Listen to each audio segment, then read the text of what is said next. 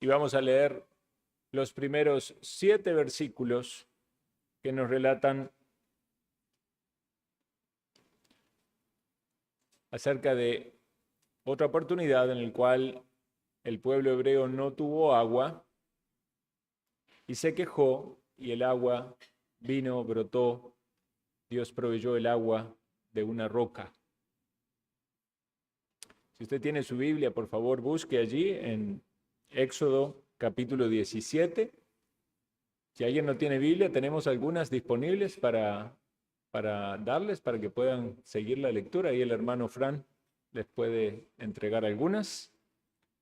Libro de Éxodo, capítulo 17.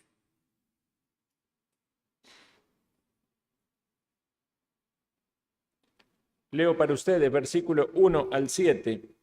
Toda la congregación de los hijos de Israel partió del desierto de Sin por sus jornadas, conforme al mandamiento de Jehová, y acamparon en Refidim, y no había agua para que el pueblo bebiese. Y altercó el pueblo con Moisés, y dijeron: danos agua para que bebamos. Y Moisés les dijo: ¿por qué altercáis conmigo? ¿Por qué tentáis a Jehová? Así que el pueblo tuvo allí sed, y murmuró contra Moisés, y dijo: ¿por qué nos hiciste subir de Egipto para matarnos de sed a nosotros, a nuestros hijos y a nuestros ganados? Entonces clamó Moisés a Jehová diciendo: ¿qué haré con este pueblo? De aquí a un poco me apedrearán. Y Jehová dijo a Moisés: pasa delante del pueblo y toma contigo de los ancianos de Israel, y toma también en tu mano tu vara con que golpeaste el río, y ve. He aquí que yo estaré delante de ti, allí sobre la peña en Horeb. Y golpearás la peña, y saldrán de ella aguas, y beberá el pueblo. Y Moisés lo hizo así en presencia de los ancianos de Israel. Y llamó el nombre de aquel lugar Masá y Meriba, por la rencilla de los hijos de Israel, y porque tentaron a Jehová diciendo: ¿está pues Jehová entre nosotros o no? Hasta aquí leemos entonces en la lectura de la palabra. Quizás para los que han estado con nosotros y hemos seguido el estudio de este libro, esto suena repetitivo, suena como un eco, porque dando vuelta las páginas un poco hacia atrás en la Biblia, recordamos que el pueblo había también transitado por el desierto luego que partieron del Mar Rojo, capítulo 15, versículo 22, y cuando pasaron 3 días sin hallar agua, llegaron a un lugar donde había aguas, pero esas aguas no se podían beber, porque eran amargas. ¿Y qué hizo el pueblo? Murmuró contra Moisés, se quejaron contra Moisés y ciertamente también contra Dios, contra Jehová. Pero Dios proveyó allí un método, una forma en la cual esas aguas amargas se transformaron en aguas dulces, en aguas que podían ser tomadas, ser bebidas. Y así ellos pudieron entonces beber y saciarse. Y decíamos que esas aguas amargas representaban ciertamente una maldición, una contaminación, pero al colocar ese árbol, colocó un árbol en el agua, por medio de esa madera o ese madero tirado allí, esas aguas fueron dulces, y nos hace considerar en la obra de Cristo, en el madero, que transforma nuestra maldición en bendición. Pero si reflexionamos acerca de la reacción del pueblo, vemos entonces que se repite aquí, y no va a ser esta la última oportunidad, lo veremos aún otra oportunidad que el pueblo vuelve a quejarse por falta de agua. Dicen que el ser humano es el único animal o ser que tropieza 2 veces con la misma piedra, muchas veces más de 2 veces. Volvemos a fallar en las mismas cosas y quizás en el pecado de la queja puede ser una de los tropiezos más frecuentes en el que caemos, porque nos quejamos de Dios o quizás indirectamente de alguna persona, pero refiere una queja profunda de Dios acerca de nuestras necesidades. Entonces estamos viendo en este pasaje una vez más una situación en la cual hay una necesidad puntual de agua. Dice el texto que había salido la congregación y partió del desierto de Sin por sus jornadas y llegaron a un lugar llamado Refidín. Pasaron, digamos, toda la parte arenosa del desierto. Todos los desiertos son en cierta manera arenosos, pero hay alguna parte que es mucha arena y hay otra parte que es más rocosa. Recordemos que ellos se iban acercando al monte Sinaí, donde luego iban a recibir la ley de Dios. Y entonces vemos que es en este lugar donde ellos se encuentran con esta necesidad. No había agua para que el pueblo bebiese. Vean, queridos hermanos y amigos, vamos a ver varias cosas en este pasaje. Podemos sacar numerosas enseñanzas. Muchas de ellas las podemos sacar por analogías o relaciones que podemos hacer de la historia, de la experiencia de los hebreos, en que ellos, sus situaciones particulares, y traspolar eso a nuestra vida, pero también con reflexiones espirituales de lo que la palabra de Dios quiere transmitirnos, que van más allá de solamente la experiencia puntual. Pero podemos hacer, quizás a modo de introducción, y a manera también de generar nuestra expectativa a la hora de leer un pasaje como este, para no caer en la idea de solo decir o pensar que estamos viendo algo histórico y de ahí nada más vamos a sacar un ejemplo, sino consideremos algunas cosas que este pasaje nos puede enseñar. Este pasaje nos enseña cómo Dios trata con su pueblo. Recordemos que Dios se había revelado, ahora el hermano José Andrés lo mencionaba en su momento, en la zarza a Moisés, y le había anunciado que era el Dios de los padres, de Abraham, de Isaac, de Jacob, y que lo llamaba a Moisés para cumplir una obra específica que era sacar el pueblo de Israel, liderar la salida de la esclavitud de Egipto para ir a la tierra prometida. Entonces, desde ese momento nosotros estamos viendo un trato especial de Dios con su pueblo, porque Dios es fiel, lo meditamos hoy, no cambia, cumple sus promesas y había hecho promesas a Abraham y a su descendencia, de que aunque ellos iban a estar allí en Egipto, la descendencia iba a estar en Egipto por muchos años, el Señor los iba a sacar y los iba a llevar de nuevo a la tierra que le había prometido. Entonces, en todo ese transcurso de la historia, vemos cómo Dios trata con su pueblo en este entendimiento de un Dios de pacto, de un Dios que cumple los pactos que ha hecho, la manera en que se ha relacionado con Abraham, con Isaac, con Jacob, y ahora lo está manifestando allí con su pueblo.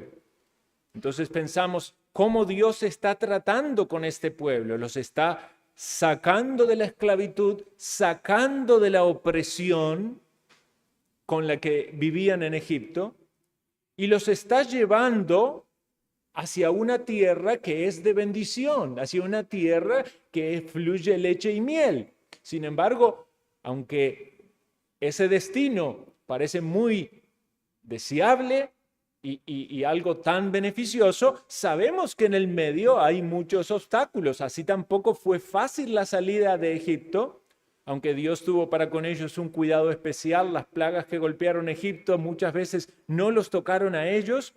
El mar se abrió y ellos pasaron y se cerró y los egipcios murieron. Pero ahora vemos ya no tanto que Dios está lidiando con los enemigos que los oprimen, ahora Dios está trabajando con el corazón de ellos, del pueblo. Entonces Dios va a tratar con ellos en las distintas circunstancias que tienen que estar enfrentando en el viaje y en los momentos difíciles que tienen que pasar. En el plan de Dios estaba que ellos pasen necesidades. Entonces tenemos que tener una visión providencial del trato de Dios con nosotros para comprender esto. En el plan de Dios está que nosotros pasemos por ciertas necesidades. No es que la vida cristiana, Dios lo saca de la esclavitud, inmediatamente usted ya está en la tierra prometida y disfruta de todas las bendiciones. Tiene muchas bendiciones, gloria al Señor por lo que ha hecho en nosotros, pero Dios está tratando y trabajando en nosotros. Y Él lo que quiere hacer por medio de este camino en el cual nos lleva muchas veces es sacar a la luz lo que hay en el corazón, no porque Él no lo sepa, porque todo lo sabe, sino para que nosotros lo podamos ver y para que nos enfrentemos a la realidad de nuestra condición. Muchas veces nosotros no nos conocemos a nosotros mismos lo suficientemente bien. Tenemos un concepto mejor del que realmente es el correcto, el que Dios tiene de nosotros. Y entonces, ¿qué hace Dios? Nos pone en determinadas situaciones para que eso salga de nuestro corazón y podamos comprender nuestra debilidad, nuestro pecado, nuestra bajeza. ¿Cuán malos realmente somos? ¿Cuán real es la palabra que dice que no hay justo ni aun uno, que no hay quien busque a Dios, que no hay quien haga lo bueno, que no hay ni siquiera uno, y que si no fuera por su gracia, lo que sale de nuestro corazón es pecaminoso? Necesitamos un freno de la gracia de Dios para que no salga más y más de la putrefacción que hay en nuestro corazón. Suena feo decirle, perdonen el ejemplo, pero es como cuando uno aprieta un grano, ¿verdad? Y sale pus. Muchas veces las circunstancias en las que vivimos lo que hacen es generar esa presión y entonces sale lo que hay dentro. Pero ¿qué es lo que piensa el ser humano en la actualidad? Que intrínsecamente somos buenos, que la sociedad nos hace malos, que hay malos ejemplos y por eso nos corrompemos. Pero no es eso lo que nos dice la Biblia. El problema está en nuestro corazón, es el pecado. Hemos caído, hemos heredado una naturaleza corrupta desde el pecado de Adán. Todos hemos pecado. La muerte es la consecuencia de ese pecado y se manifiesta constantemente en nuestros actos. Entendamos entonces, hermanos, que Dios está tratando con esta gente, con el pueblo que Él ha sacado de la esclavitud, y que Dios usa las necesidades para sacar a la luz lo que hay en el corazón y para que ellos, viendo y reconociendo el pecado, la bajeza, la debilidad, también puedan maravillarse de la gracia de Dios. Porque el propósito principal en todo es que Dios sea glorificado. Y Dios es glorificado cuando el ser humano se reconoce a sí mismo tal como Dios lo ve y va a Cristo en busca de perdón. Y se reconcilia así con Dios por medio de la obra de salvación manifestada en el mensaje del Evangelio. Recordemos, el mensaje del Evangelio es poder de Dios para salvación. ¿Con cuánta frecuencia sale pecado en las circunstancias adversas que tenemos que enfrentar? Piense usted en su propia vida cuando usted tiene que enfrentar pruebas. Todos enfrentamos pruebas. Quizás usted pueda hacer un rápido análisis mental en ese momento, cuáles son las pruebas que está atravesando o enfrentando en este tiempo. Algunas personas están con necesidades económicas. Dios utiliza muchas veces esas necesidades económicas para revelarnos cosas de nuestro corazón y para que podamos buscarle y depender de Él. Para algunas personas será las relaciones con otros, el trato. Hay situaciones difíciles, ¿verdad? Relaciones familiares, matrimoniales, a veces en la cuestión laboral. Hay muchas circunstancias. Para algunos serán las enfermedades. Para otros serán situaciones muy específicas que alguien pudiera decir, esto es algo tan particular mío y nadie más. No podemos imaginar las pruebas de cada uno porque hay pruebas muy variadas o situaciones muy variadas que debemos enfrentar. Algunos temores o miedos o circunstancias adversas, peligrosas. Piense usted cuáles son y también piense cuáles son las debilidades que salen de su corazón frente a esas situaciones. Son necesidades externas. En estas necesidades de su corazón sale queja, sale crítica, sale algún tipo de resentimiento, disconformidad. Bueno, Dios nos va a mostrar, aún en medio de la manifestación más grande del pecado de nuestro corazón, en esas circunstancias, que Dios es misericordioso y provee para nuestras necesidades. Dios es misericordioso y provee para nuestras necesidades. Esto hizo aquí con el pueblo, a pesar del pecado de ellos y a pesar de lo que salió del corazón. Dios proveyó el agua que ellos necesitaban para beber. También debemos ver aquí, estimados hermanos, que muchas veces esas quejas en contra de Dios o en contra de personas o de circunstancias son en el fondo quejas contra Dios por lo que se está viviendo. Puede manifestarse hacia una persona, pero son quejas. Ya lo habíamos mencionado esto antes en las aguas amargas. Pero en este caso es interesante considerar esto. Es ilustrado esto como un golpe a la peña. Como si el ser humano en su queja quisiera golpear a Dios. ¿Verdad? En el fondo de una queja, de una acusación, cuando no es algo santo, cuando brota del pecado, ¿verdad? En el fondo, lo que hay es un ataque, el querer dar un golpe. Lo vemos en las noticias, ¿verdad? Lo que pasa cuando no se controla el enojo o la ira que hay en el corazón, se llega al homicidio. Ese es el resultado máximo, ¿verdad? De la acción que produce un mismo pecado. Por eso Jesús dijo, cualquiera que le diga necio o fatuo a su hermano es homicida. ¿Por qué? Porque un enojo que hay en el corazón o una ofensa verbal, si uno lo lleva al extremo, es el homicidio.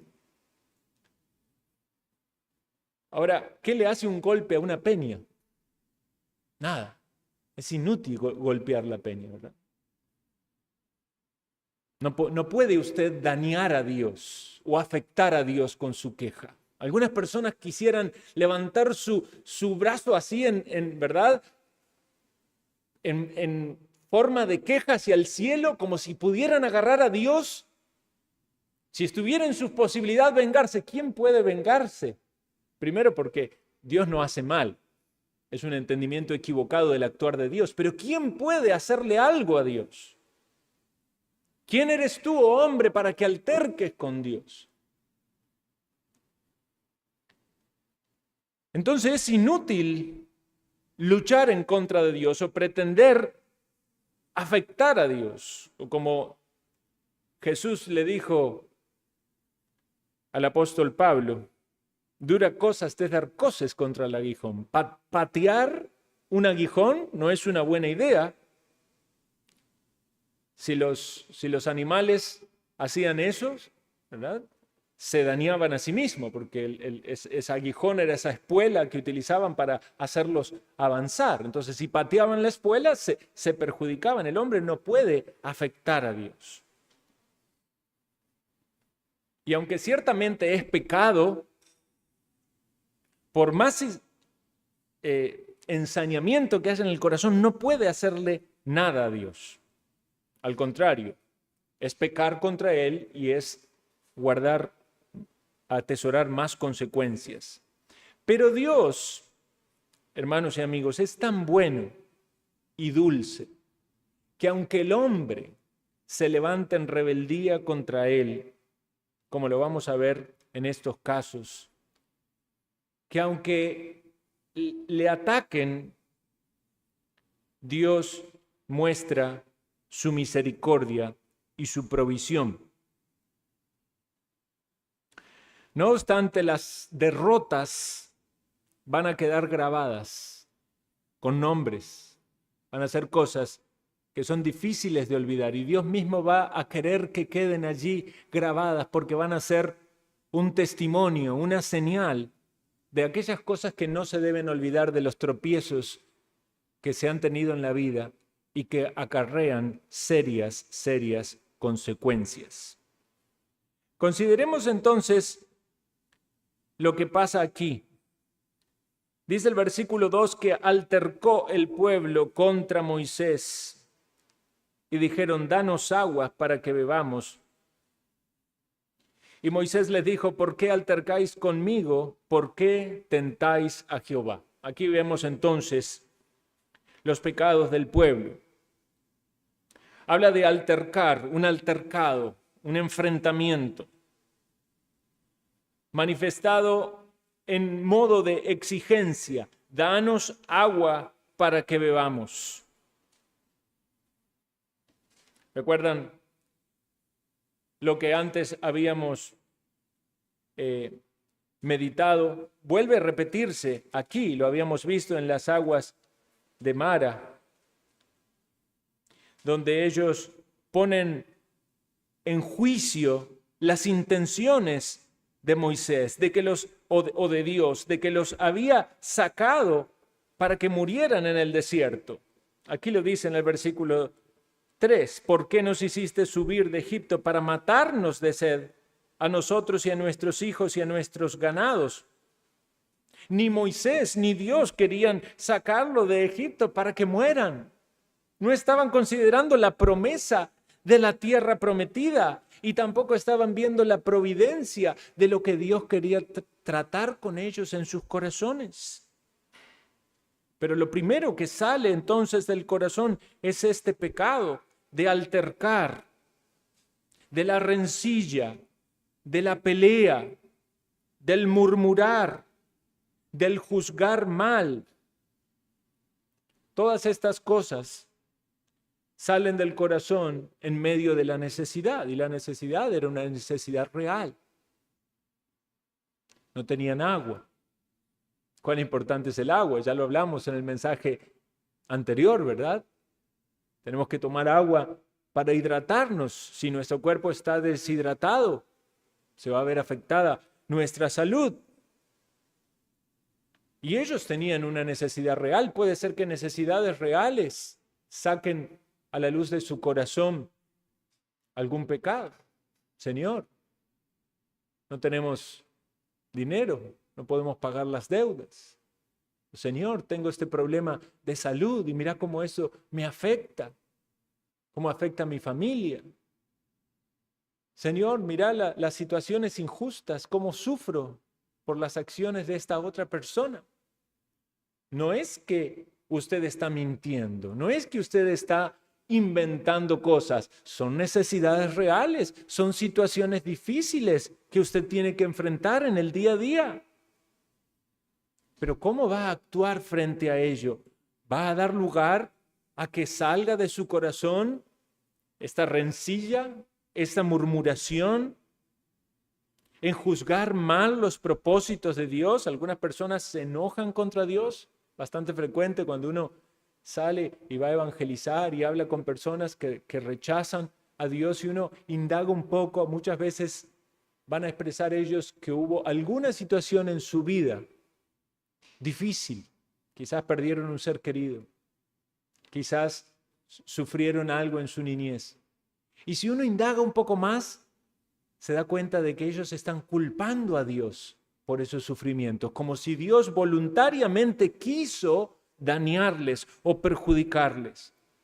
Y no lo están viendo de una manera apropiada, en que Dios utiliza aún esos sufrimientos y esas dificultades para que salga del corazón aquello que es pecaminoso, pero a la vez para mostrarle que en Cristo hay perdón, que en Él hay salvación, que no podemos en nosotros mismos hallar justicia y hallar paz con Dios en nuestras fuerzas.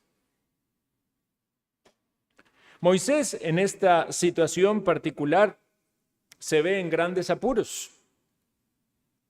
Su vida corría peligro.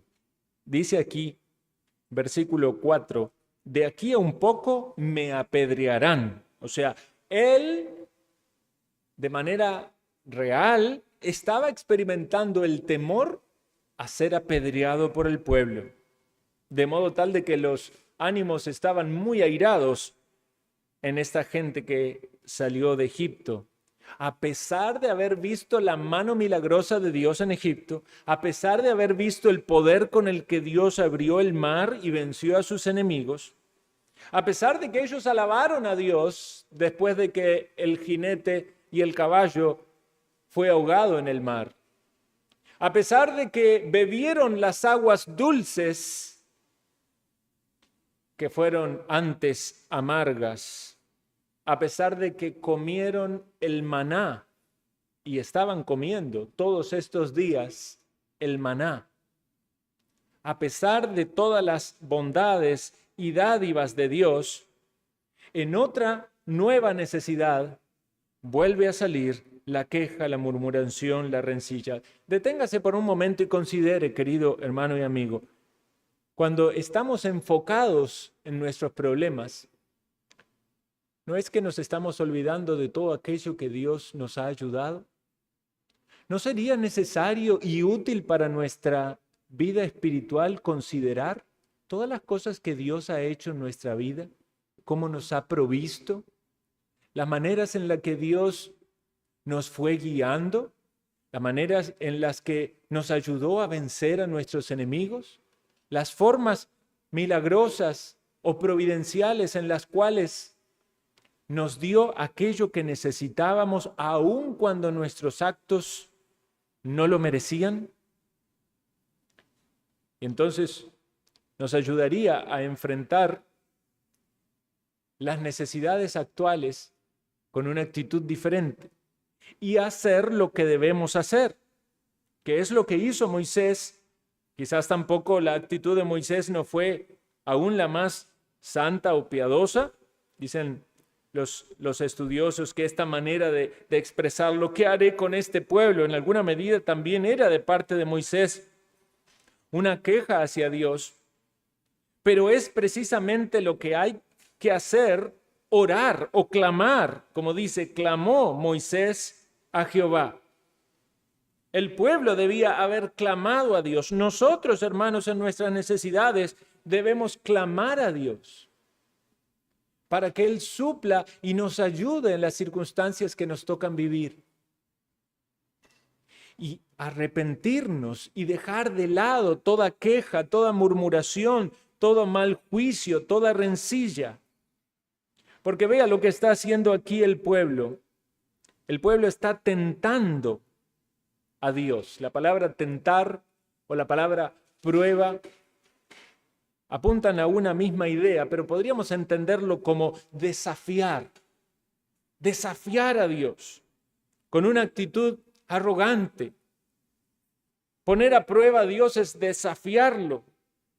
No desafiarlo con el deseo de que Él haga algo, sino más bien queriendo demostrar que no lo va a hacer o que no lo quiere hacer. Cuán terrible es el corazón humano, ¿verdad?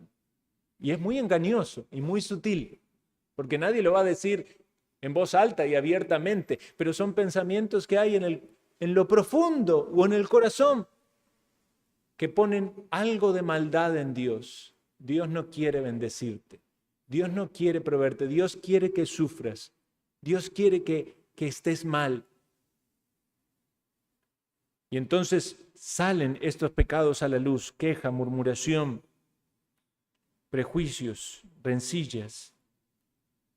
Vean lo que Dios le dice a Moisés. Moisés, como su siervo, estaba sufriendo ciertamente la persecución aquí por su pueblo, el ataque por su pueblo.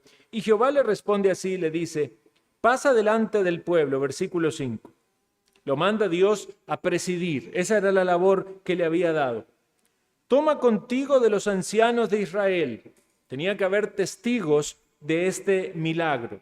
Es posible que el pueblo, no todo el pueblo fue testigo de esto, sin embargo, sí fueron testigos del agua que tomaron, que bebieron, pero fue Moisés con los ancianos, que eran aquellos que eran reconocidos en el pueblo como autoridades, como acostumbraba a ser en la antigüedad, los ancianos, los jefes de las familias.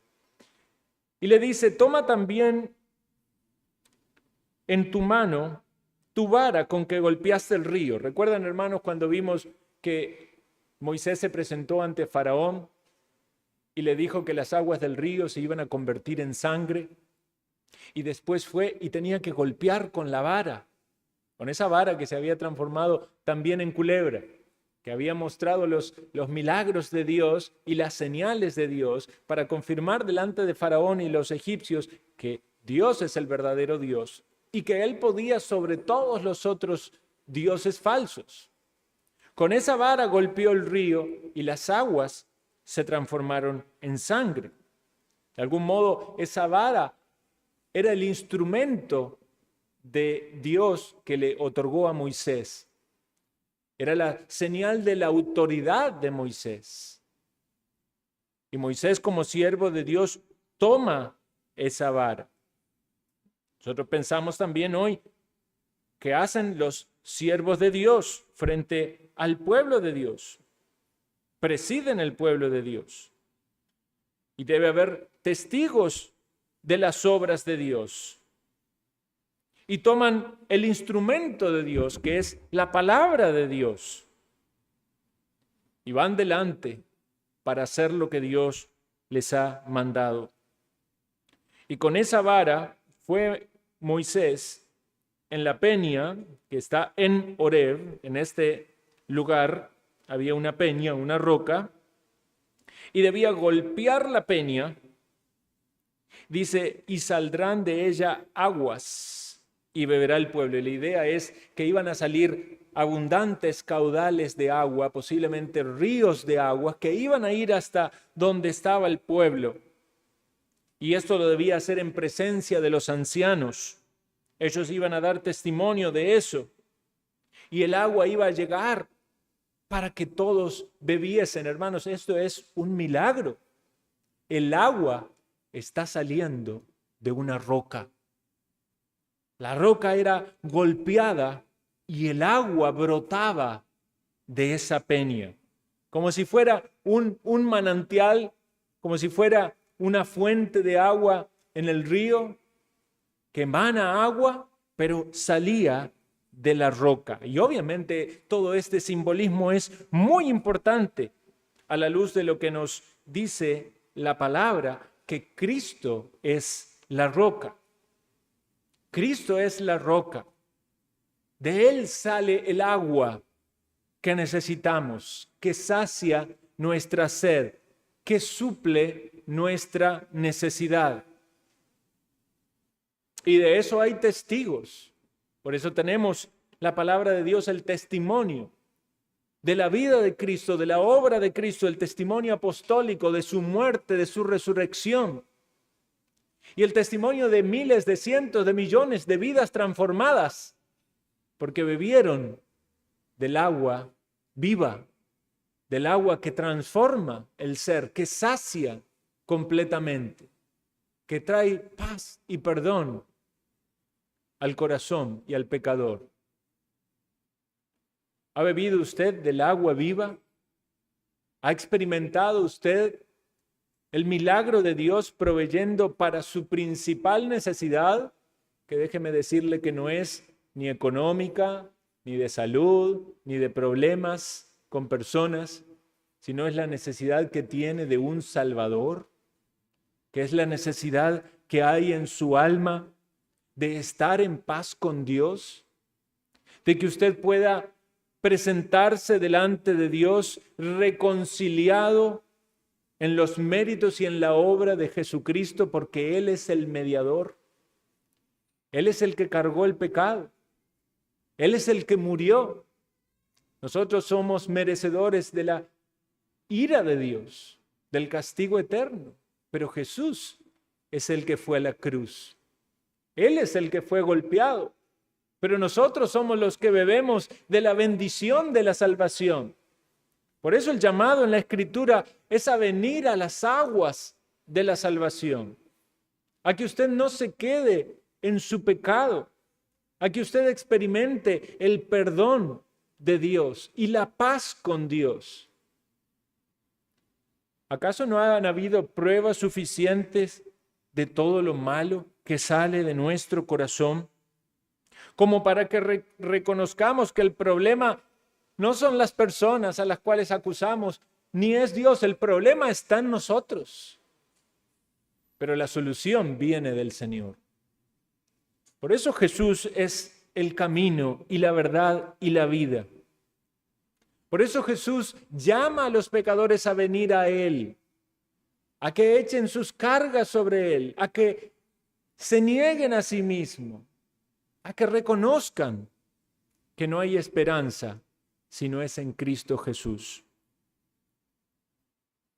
El Señor manifestó en este pueblo su maravillosa misericordia proveyendo de aguas, y bebieron y se saciaron. Pero vean lo que dice allí: llamó el nombre de aquel lugar Masá y Meriba por la rencilla de los hijos de Israel. Con frecuencia los nombres en la Biblia tienen significados, y este es el significado: Masá, prueba; Meriba, rencilla. ¿Por qué? ¿Qué era lo que ellos hacían? Estaban desafiando a Dios diciendo: ¿está pues Jehová entre nosotros o no? Como diciendo: demuéstranos si estás entre nosotros. Con una mala actitud, acusando a Dios y atacando a los siervos de Dios. Este nombre quedó para un mal recuerdo. Con frecuencias en la palabra de Dios aparecen menciones acerca de estos lugares.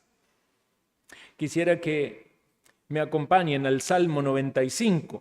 Veamos lo que la Biblia nos dice en el Salmo 95.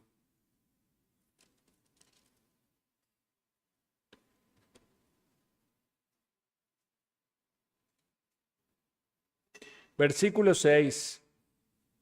Venid, adoremos y postrémonos, arrodillémonos delante de Jehová nuestro Hacedor, porque Él es nuestro Dios, nosotros el pueblo de su prado y ovejas de su mano. Si oyeres hoy su voz, no endurezcáis vuestro corazón como en Meriba, como en el día de Masá en el desierto, donde me tentaron vuestros padres, me probaron y vieron mis obras.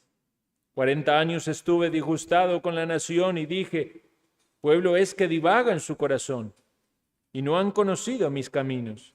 Por tanto juré en mi furor que no entrarían en mi reposo.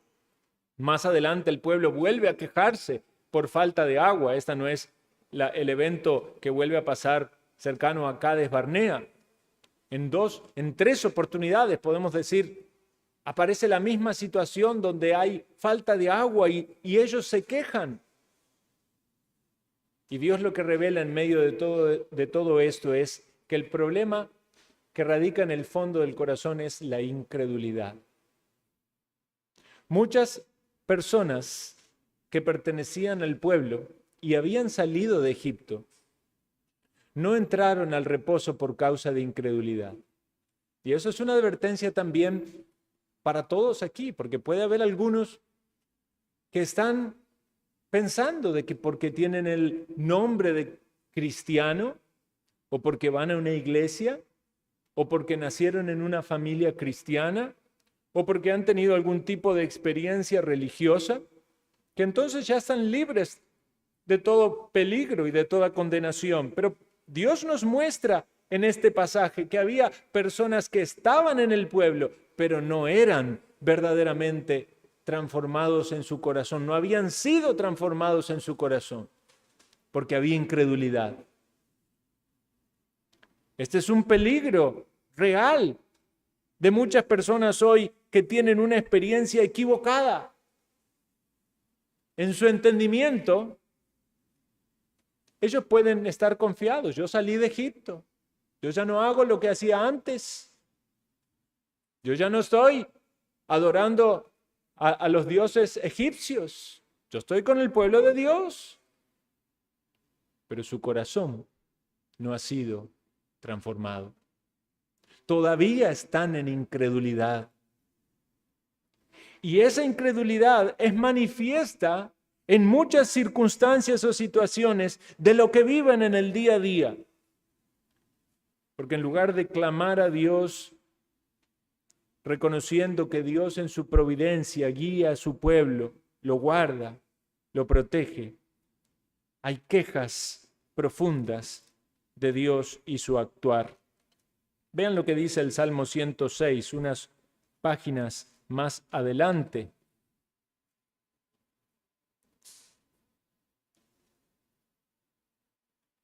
Versículo 26.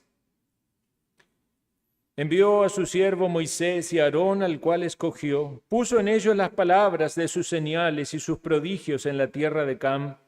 Envió tinieblas que lo oscurecieron todos, no fueron rebeldes a su palabra. Volvió sus aguas en sangre, mató sus peces, su tierra produjo ranas hasta en las cámaras de los reyes. Habló y vinieron enjambres de moscas y piojos en todos sus términos. Les dio granizo por lluvia y llamas de fuego en su tierra. Destrozó sus viñas y sus higueras y quebró los árboles de su territorio.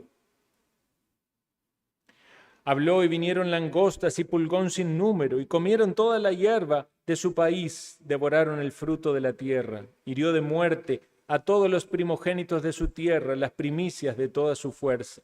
Los sacó con plata y oro, y no hubo en sus tribus enfermo.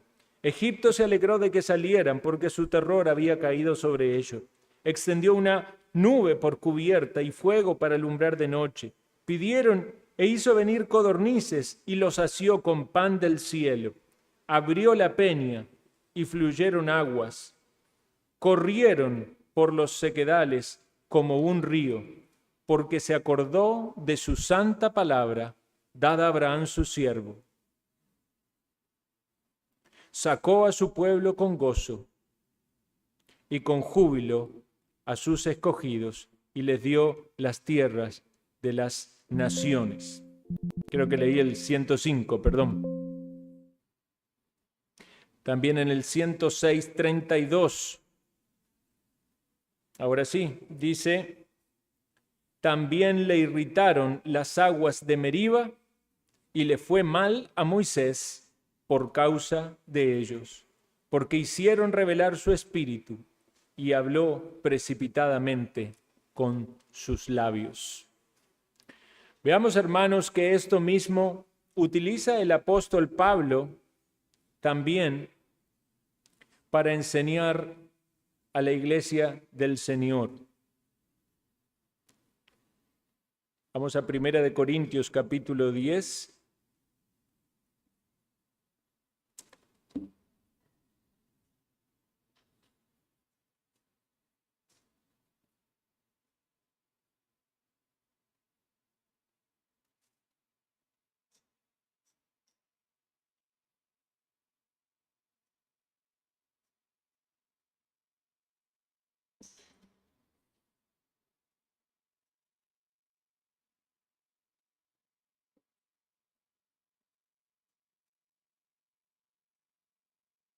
Primera de Corintios capítulo 10, versículo 1. Porque no quiero, hermanos, que ignoréis que nuestros padres todos estuvieron bajo la nube, y todos pasaron el mar, y todos en Moisés fueron bautizados en la nube y en el mar, y todos comieron el mismo alimento espiritual, y todos bebieron la misma bebida espiritual, porque bebían de la roca espiritual que los seguía, y la roca era Cristo. Mas de los más de ellos no se agradó Dios, por lo cual quedaron postrados en el desierto. Mas estas cosas sucedieron como ejemplos para nosotros, para que no codiciemos cosas malas como ellos codiciaron. Hermanos, aquí en el contexto de lo que nos habla el apóstol Pablo, más adelante vamos a ver que el apóstol toca el tema de la cena del Señor. Se dirige a aquellos que eran creyentes. Y hay aquí amonestaciones, obviamente, acerca de la idolatría. Pero qué terrible que es el problema de la incredulidad. Estas personas comían del maná y bebieron del agua que Dios les proveyó milagrosamente. Y el apóstol nos dice que esto tenía un sentido mucho más profundo que el alimento que conservaba su vida física. Había un sentido espiritual. Por eso le llama el alimento espiritual en el versículo 3 y la bebida espiritual. Aún la roca es llamado roca espiritual. Y aquí se nos deja en claro la interpretación de la roca. Era Cristo. Los estudiosos se debaten con esta frase, dicen que es difícil de comprender qué significaba esta frase, que la roca lo seguía. Era una roca real, visible, que lo seguía. Algunos dan la idea de que el agua, las corrientes de las aguas que proveía esa roca, los seguía por todo lugar donde ellos iban en el desierto. Ese era el milagro de la provisión de Dios. El maná, el alimento espiritual. El agua, la bebida espiritual. Entendamos entonces esto. Dios es el que provee el alimento espiritual para nosotros.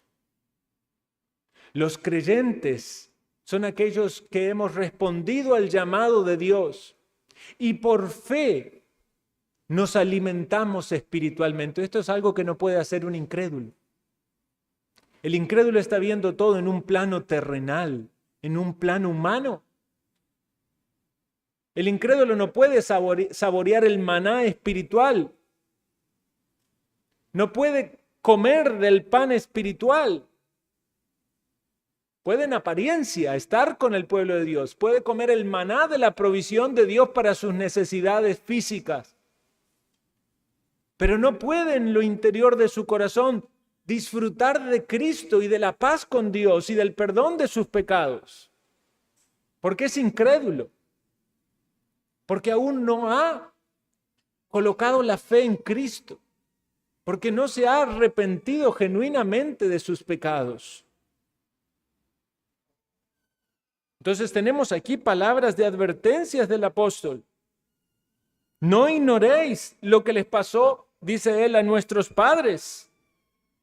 Recibieron un montón de bendiciones materiales que eran un mensaje de bendiciones espirituales mucho más profundas. Usted puede recibir trabajo, puede ser socorrido por Dios en situaciones de salud, puede tener amistad y compañerismo, pero eso no significa que usted verdaderamente ha conocido a Cristo. Son realidades espirituales que las debe recibir espiritualmente, algo que el hombre natural no puede hacer. Necesita la gracia de Dios para poder discernir esas verdades espirituales, comprender el mensaje del Evangelio, entender lo que hizo Cristo en la cruz y refugiarse en Él, refugiarse en la roca, como decía el himno que cantamos. Por eso queda esta historia como un ejemplo del peligro que es permanecer en incredulidad. Porque de aquellos que permanecen en incredulidad, Dios no se agrada. ¿Y eso qué significa? Que Dios no va a proveer para tus necesidades o que si tenés algún problema no te va a ayudar. Puede ser que en el plano terrenal sí. Dios muchas veces lo hace en su gracia, en su misericordia, aún con gente que no lo merece. Pero en el plano espiritual, si eres incrédulo, te quedarás postrado en el desierto. Porque es necesario que el que se acerca a Dios crea que le hay y que es galardonador de los que le buscan. Porque es necesario que el que se acerca a Dios se acerque por medio de un mediador, y es Jesucristo, a quien Dios ha enviado. Él es el Salvador y debemos estar en Él y ser hallados en Él, no en nuestra propia justicia, sino en la que es de la fe del Hijo de Dios. Masá y Meriba quedaron allí marcados como esos lugares donde se tentó a Dios, se desafió a Dios, se altercó contra Dios, donde manifestaron lo peor de su pecado. Eso no frenó la bondad de Dios. Vea, su pecado y mi pecado no frenó la bondad de Dios que se ha manifestado en que envió un Salvador, que Cristo murió en la cruz y que le llama a usted a la reconciliación y a estar en paz con Él. Aunque ellos pecaron contra Dios, Dios le mostró su bondad. Pero valoremos el mensaje espiritual que hay detrás de esos actos providenciales y materiales de la provisión de Dios. No rechace a Cristo. No rechace el alimento y la bebida espiritual, porque de nada le servirá tener todas las provisiones materiales, físicas, emocionales y terrenales en este mundo si no tiene lo más preciado, que es al Salvador. ¿Ha bebido usted del agua espiritual? ¿Ha tomado el agua de la salvación? ¿Cómo podemos aplicar entonces este pasaje a nuestras vidas? Pensemos en nuestros pensamientos, en nuestras palabras y en nuestras reacciones frente a las necesidades. Quizás nos demos cuenta de que muchas veces estamos culpando a alguien injustamente. Quizás podemos ver los pecados frecuentes con los cuales tropezamos en medio de la necesidad y darnos cuenta de que muchas veces esto significa probar o atacar a Dios o altercar contra Él, y entendamos que en el fondo eso manifiesta incredulidad. Pastor, puede decir usted, ¿acaso los verdaderos creyentes no se pueden quejar o tropezar así? Sí, claro que sí, pero es una advertencia. Esa queja contra Dios, esa acusación contra Dios, el poner malas intenciones en que Dios le haya sacado de Egipto, en lo profundo manifiesta incredulidad. Y si eso nos es revelado por el Espíritu de Dios, deberíamos arrepentirnos. Deberíamos considerar la misericordia de Dios proveyéndonos un Salvador, una roca de la cual brota agua que sustenta nuestra vida, no solo física, sino espiritual. Y debemos aprender también de las derrotas, no solo de las nuestras propias para no volver a tropezar, sino también de las que han sido registradas en las Escrituras, para que no ignoremos los tropiezos que ha tenido el pueblo de Israel y nosotros podamos sacar provecho de la enseñanza que Dios nos da. Quizás hay alguien que piense también en el ejemplo de Moisés, como un siervo de Dios, que tuvo que enfrentar acusaciones de parte del pueblo. Y cuando hablamos de un siervo de Dios, no necesariamente usted tiene que pensar en un pastor o en un misionero. Cada uno de nosotros como siervos de Dios va a haber situaciones en las cuales vamos a tener que de algún modo mediar entre aquellos que nos acusan, nos atacan injustamente, cuando usted lo que está haciendo es queriendo el bien de los otros y sirviendo a Dios. Recuerde lo que Dios le dijo a Moisés: toma tu vara, tome usted la palabra, el instrumento que Dios usa para llevar bendición al resto. No se queje usted, no murmure usted acerca de lo que Dios le pide hacer. Si Dios lo llama a liderar, a servir, a dar testimonio en medio de un lugar hostil donde quizás usted quiere hablarles el evangelio a sus familiares y en lugar de que eso les sea para bien, más bien significa quejas y acusaciones y ofensas, no se queje usted con Dios. Recuerde que usted está colocado allí para mediar, para llevarles a ellos a reconocer que Dios es veraz y es fiel, para que salgan de la incredulidad, para que vengan a la salvación. El Señor Dios fortalezca su vida como un siervo, una sierva del Señor, para hacer lo que Él manda en su santa voluntad. La última aplicación, entonces, para aquellos que reconociendo su incredulidad se dan cuenta de que están perdidos. Venga a Cristo en arrepentimiento y en fe y beba de las aguas de salvación. El Señor lo ha prometido en su palabra. El que a Él viene